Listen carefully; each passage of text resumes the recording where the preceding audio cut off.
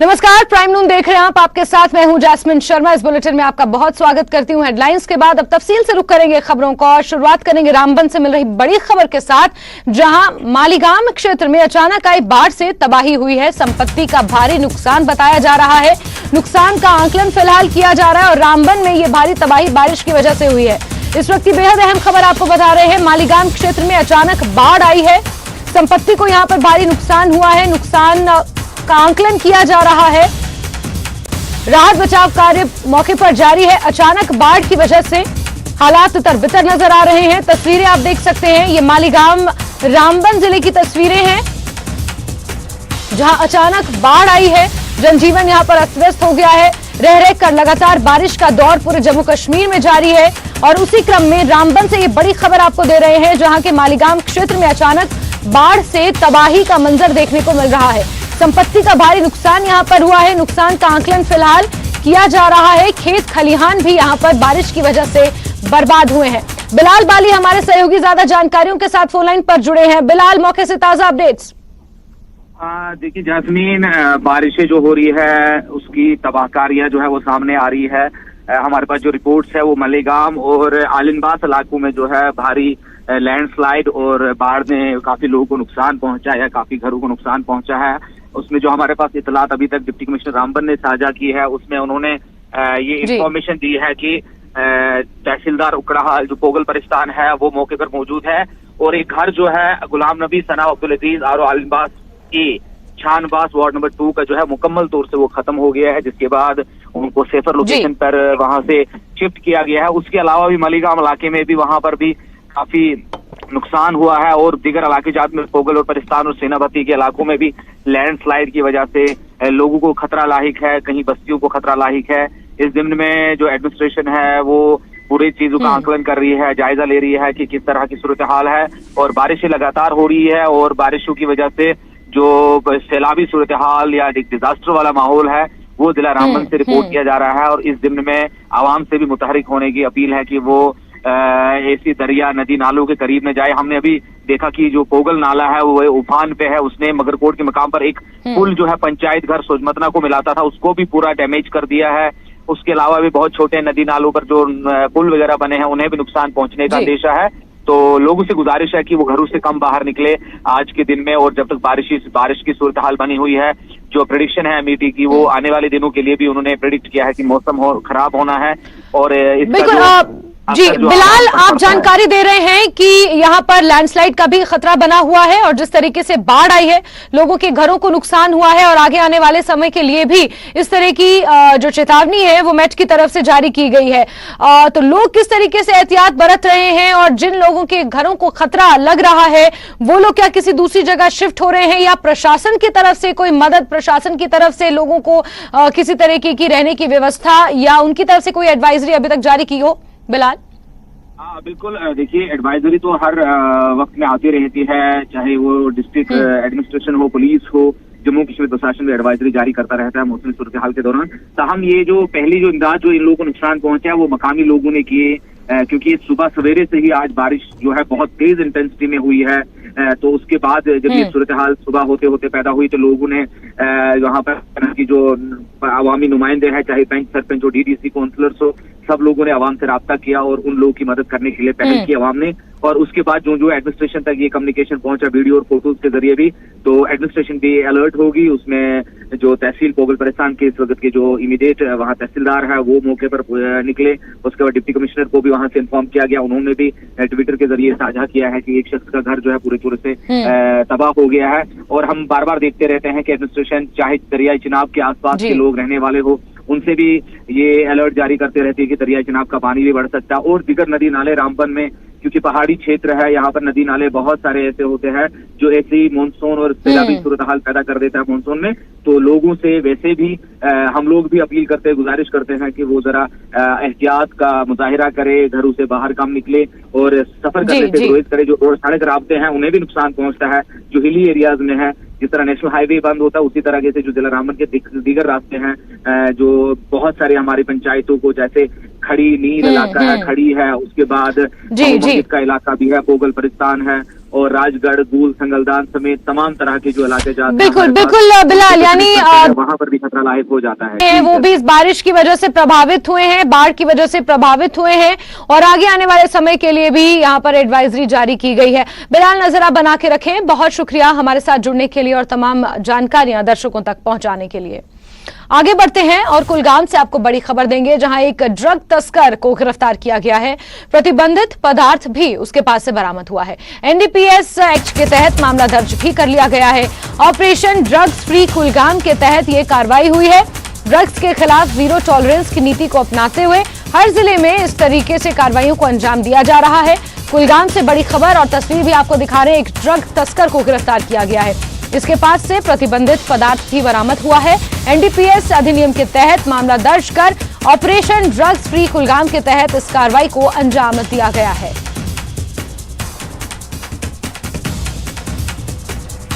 जहूर रिजवी हमारे सहयोगी ज्यादा जानकारियों के साथ जुड़ गए हैं। जहूर, इस पूरे मामले को अंजाम दिया गया, कार्रवाई को अंजाम दिया गया है और जो बंदा जिसे गिरफ्तार किया गया है, क्या उससे पूछताछ में और कुछ सामने आया है? क्या कोई और लोग भी इस पूरे नेटवर्क में शामिल हो सकते हैं?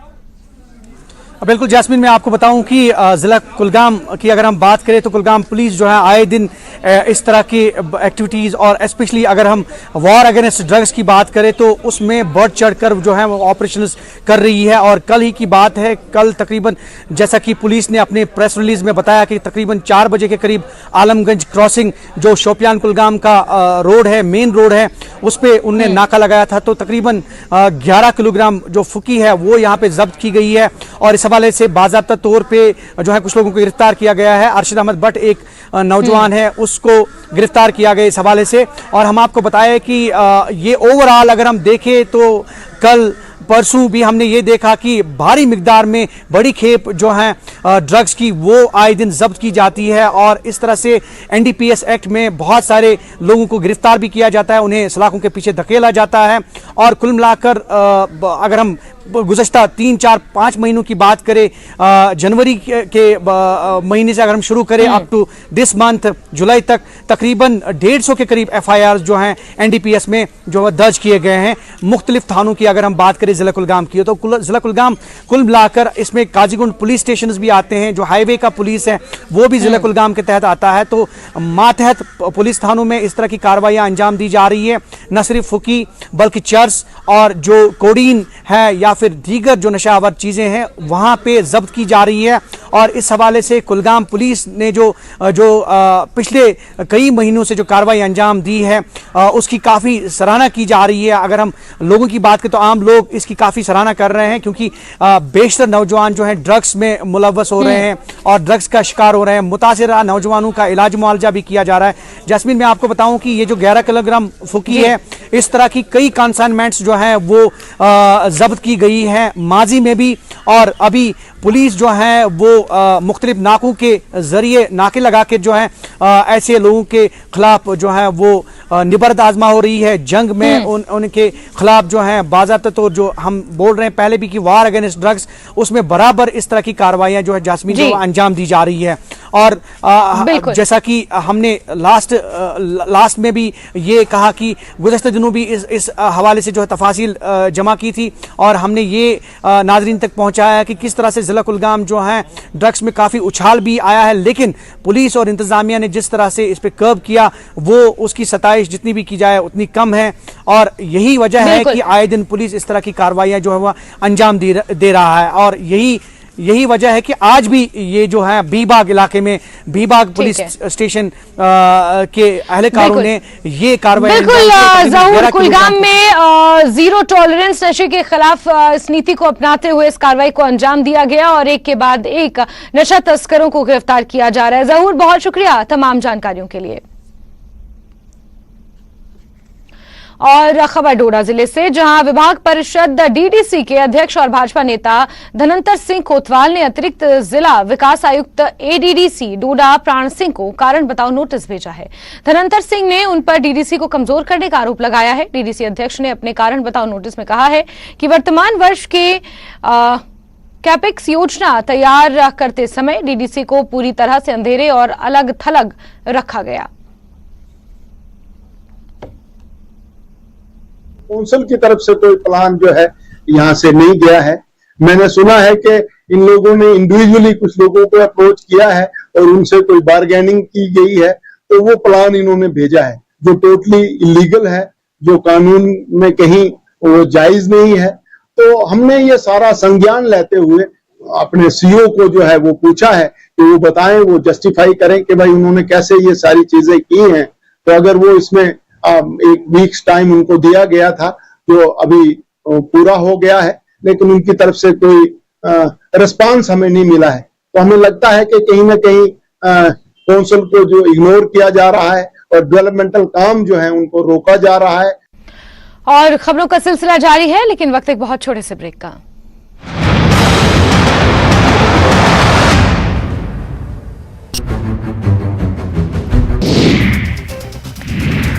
बिलासपुर में पुलिस ने महानिदेशक संजय कुंडू ने कहा कि हिमाचल प्रदेश में आई प्राकृतिक आपदा के चलते प्रदेश के जलाशयों, नदी नालों में शवों को ढूंढने के लिए पुलिस विशेष अभियान चला रही है, जो कि 15 सितंबर तक चलेगा। उन्होंने रेस्क्यू ऑपरेशन में स्थानीय लोगों की भागीदारी की प्रशंसा की। खबर किन्नौर से, जहां बारिश और खराब मौसम के चलते 1 अगस्त से होने वाली किन्नर कैलाश यात्रा को स्थगित कर दिया गया। अब ये यात्रा 15 अगस्त से 31 अगस्त के लिए प्रस्तावित 15 अगस्त से प्रस्तावित किन्नर कैलाश यात्रा भी मौसम की परिस्थितियों पर निर्भर करेगी। खबर मनाली से है, जहां जगतसुख और करंजा नाले में देर रात आई बाढ़ से मलबा सड़क और घरों में दाखिल हो गया। इस मलबे की वजह से मनाली कुल्लू लेफ्ट बैंक मार्ग बाधित हो गया, वाहनों की लंबी कतार लग गई। कुल्लू में भारी बाढ़ के चलते प्रभावित क्षेत्रों के लिए जिला प्रशासन राहत सामग्री पहुंचा रहा है, लेकिन शाक्टी, मरोड़, शुगारसरी के दुर्गम क्षेत्रों के लिए हेलीकॉप्टर से राहत सामग्री पहुंचा रही एकमात्र सहारा। कुल्लू में बाढ़ से प्रभावित क्षेत्रों में हुए भारी नुकसान का इंटर मिनिस्ट्रियल सेंट्रल टीम कई जगहों पर जाकर जायजा ले रही है। कुल्लू में 9 जुलाई से लेकर अब तक भारी बारिश और बादल फटने से करीब 1000 करोड़ रुपए के नुकसान का आंकलन। मंडी में बारिश से लगभग 40 करोड़ रुपए का नुकसान हुआ है। इसमें सबसे ज्यादा नुकसान कृषि क्षेत्र में, बता दें किसानों का लगभग 2515 करोड़ रुपए का नुकसान बागबानी क्षेत्र में। मनाली सहित आसपास के क्षेत्रों में बीते दिनों हुई भारी बारिश से ब्यास नदी में आई बाढ़ के कारण जहां कुल्लू से मनाली के मध्य नेशनल हाईवे 3 कई स्थान पर क्षतिग्रस्त, इसके साथ ही संपत्ति को भी भारी नुकसान। हमीरपुर में बारिश के चलते करोड़ों रुपए का नुकसान, सबसे ज्यादा सुजानपुर और भोरंज क्षेत्र में नुकसान। उपायुक्त हेमराज बैरवा के अनुसार। ब्रेक के बाद आगे बढ़ेंगे। केंद्रीय माध्यमिक शिक्षा बोर्ड ने शिक्षा के क्षेत्र में एक बड़ा फैसला लिया है। बोर्ड ने विद्यार्थियों के बीच भाषाई विविधता, सांस्कृतिक समझ और शैक्षणिक सफलता को बढ़ावा देने के लिए बहुभाषी शिक्षा को मान्यता प्रदान की है। राष्ट्रीय शिक्षा नीति 2020 के अनुच्छेद 4.12 में शिक्षार्थियों के लिए बहुभाषिकता के लाभों पर जोर दिया गया है। बोर्ड ने सर्कुलर जारी कर दिया है। शिक्षा मंत्रालय ने एनसीईआरटी को निर्देश दिया है कि वो भारतीय भाषाओं में पाठ्य पुस्तकें तैयार करें। जम्मू में सीबीएसई द्वारा जारी सर्कुलर का स्वागत किया जा रहा है। छात्रों और शिक्षकों ने इस फैसले को ऐतिहासिक बताया है।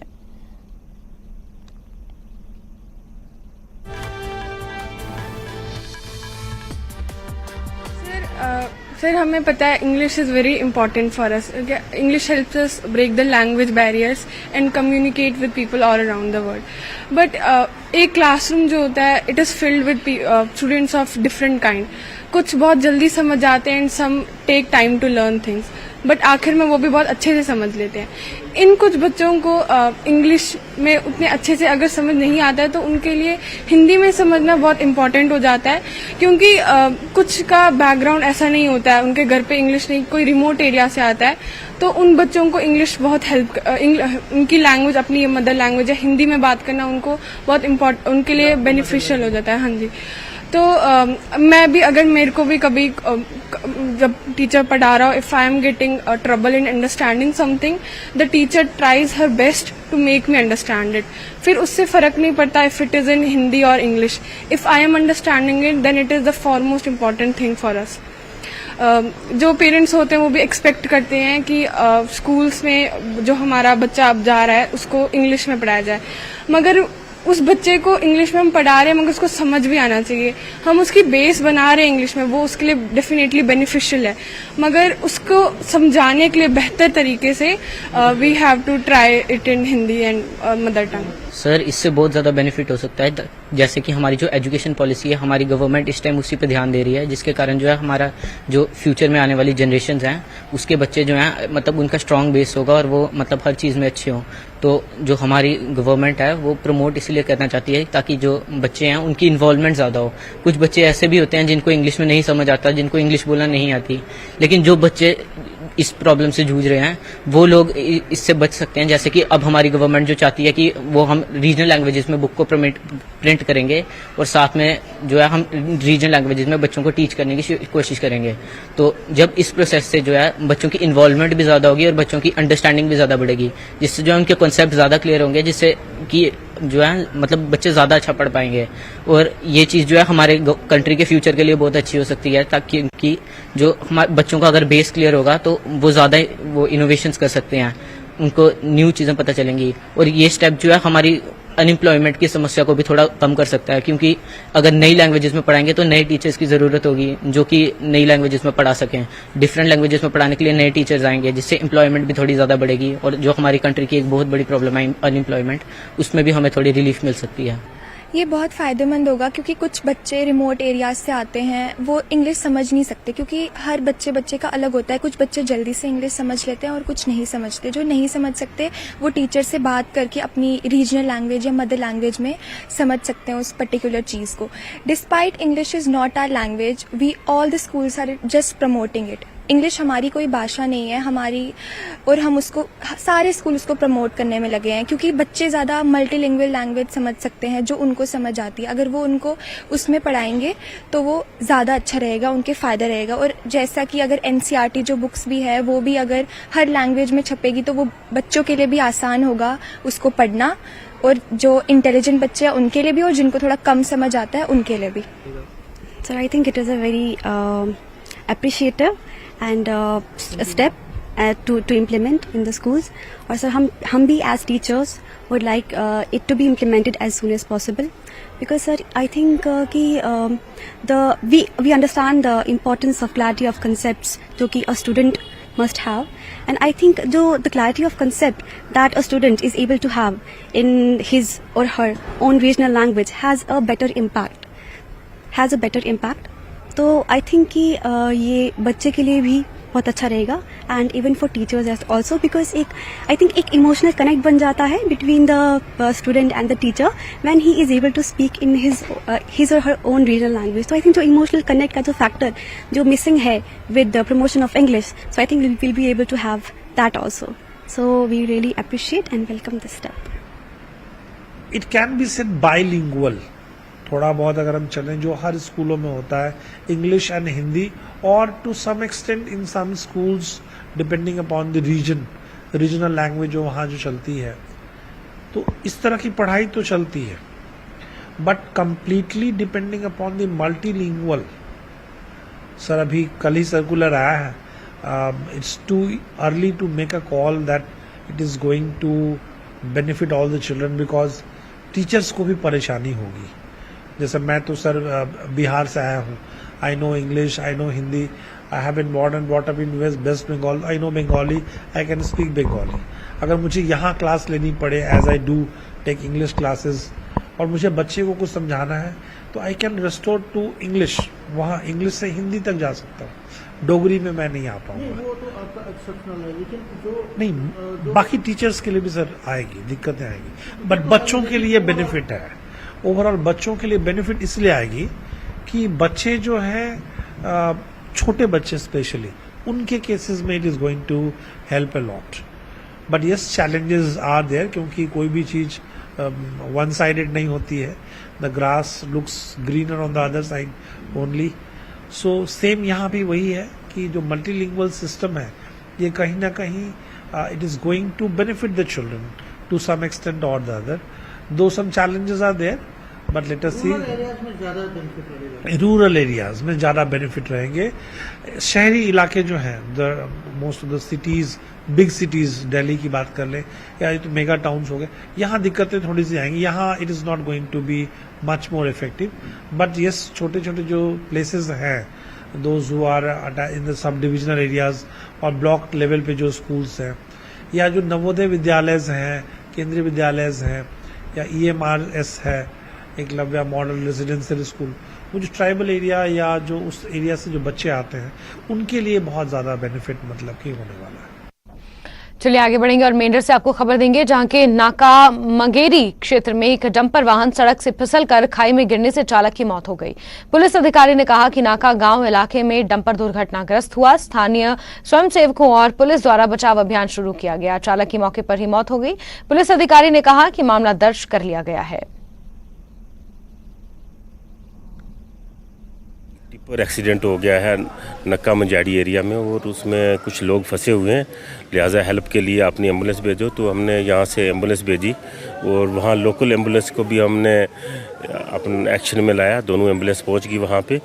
पुलिस ने, लोकल लोगों ने और हमारे स्टाफ ने भी उसमें रेस्क्यू में बहुत कोशिश की, मगर ये था कि गाड़ी के पीछे ओवरलोडेड थी बहुत, उसमें वो बजरी वगैरह ऐसा था तो उसको निकालते हुए काफ़ी टाइम लग गया जिससे बंदे की ऑन स्पॉट लगता है कि डेथ ही हो गई. और वो डेड बॉडी हमने एम्बुलेंस भेज के शिफ्ट किया, उसका अभी पोस्टमार्टम कर दिया और पोस्टमार्टम करके हम डेड बॉडी पुलिस को हैंड ओवर कर रहे हैं फॉर फर्दर राइट्स. मेंढर के नक्का मंझारी इलाके में मातम छा गया है जब 23 वर्षीय युवक का शव उसके पैतृक स्थान पर पहुंचा. मेंढर का युवक चंडीगढ़ से अपने अपार्टमेंट में रहस्यमयी परिस्थितियों में मृत पाया गया. बीटेक पूरा करने के बाद उमर शबीर एक निजी कंपनी में काम कर रहा था. मृतक की मां ने कहा कि चंडीगढ़ में कुछ लोगों द्वारा उनके बेटे की हत्या की साजिश रची गई थी. परिजनों ने घटना की जांच करते हुए दोषियों के खिलाफ कड़ी कार्रवाई की मांग की है. सर सड़ा कोई नहीं, गरीब गुरबे असा बड़िया मेहनता नाल बच्चे ना इत्थे तक असा पहुंचाया. असा सुइयां चुनिया बच्चे इत्थे तक पहुंचाया. कातल खाली चाहिए बस, कातल जड़ा बस समझाना चाहिए. मेरा बेगुनाह बच्चा मी सामने, मैं अपना बच्चा दिसना सा और मैं बच्चे अपने पर कोई यकीन बार ना हुआ. मैं बच्चे अंदरों बाहर नहीं सा जान देनी. अगर मैं बच्चे नहीं हो कोई सरानिया ख्याल दिसने में ना. 2 दिन पहले मैं बच्चे क्यों जान दिया कि जिथे 4 साल 4-5 महीने ऊपर हुए बच्चे सुनेगी. तो अब उसके बाद हमने कुछ वेरिफिकेशन की तो वहाँ उन्होंने बोला कि इसने जी खुदकशी की है या क्या किया है, लेकिन ऐसा लगता नहीं है कि उसने खुदकशी की, क्योंकि वो आया 2 दिन पहले आया, अपनी माँ का इलाज करवाया और खुशबाश वो वापस गया और 2 दिन के बाद उसका वहाँ पर बेहरे में ना जो है वो मर्डर किया गया. हम ये और इसी के साथ प्राइम नून में अभी के लिए बस इतना ही, लेकिन न्यूज़ 18 JKLH पर खबरों का सिलसिला लगातार जारी है. नमस्कार.